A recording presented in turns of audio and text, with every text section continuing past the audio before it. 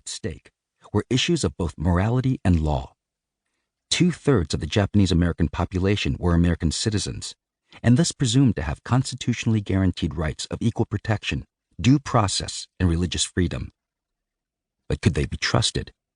Within months, debate was brought to a swift and irrevocable conclusion when, on February 19, 1942, President Franklin D. Roosevelt signed into law Executive Order 9066. This gave the military discretion to do whatever it deemed necessary to secure the safety and security of the United States. Pursuant to it, the Army removed all persons of Japanese ancestry, more than 110,000 men, women, and children, from the West Coast and put them in camps surrounded by barbed wire and guard towers.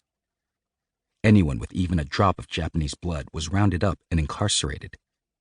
Marked as they are by ethnic, racial, and cultural differences from the majority European origin population of the United States, Asian immigrants have long faced such nativist prejudices.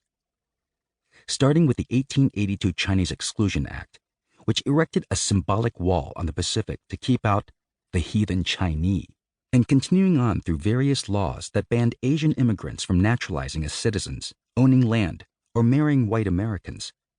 Decades of legal and social structures of exclusion anticipated what happened to the Japanese Americans after Pearl Harbor.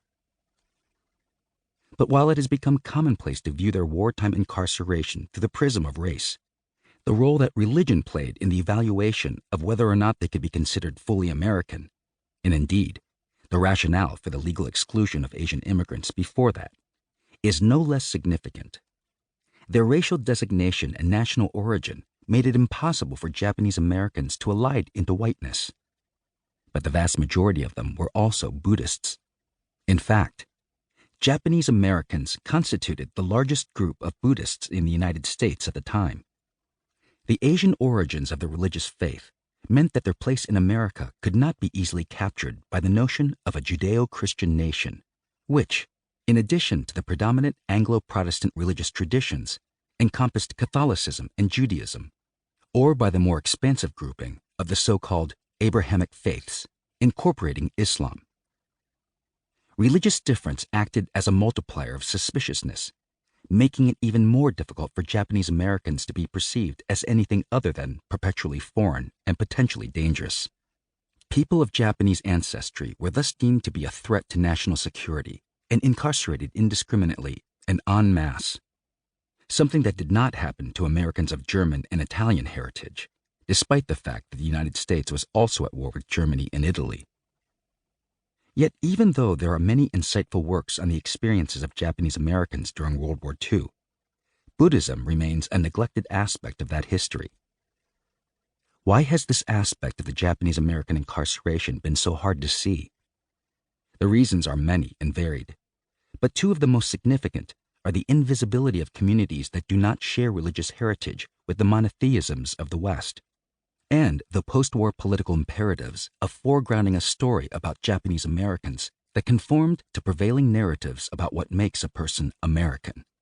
In short, Buddhism disappears from view, paradoxically, due to the same underlying presumption of America as a white and Christian nation that contributed to the wartime incarceration of Japanese Americans in the first place.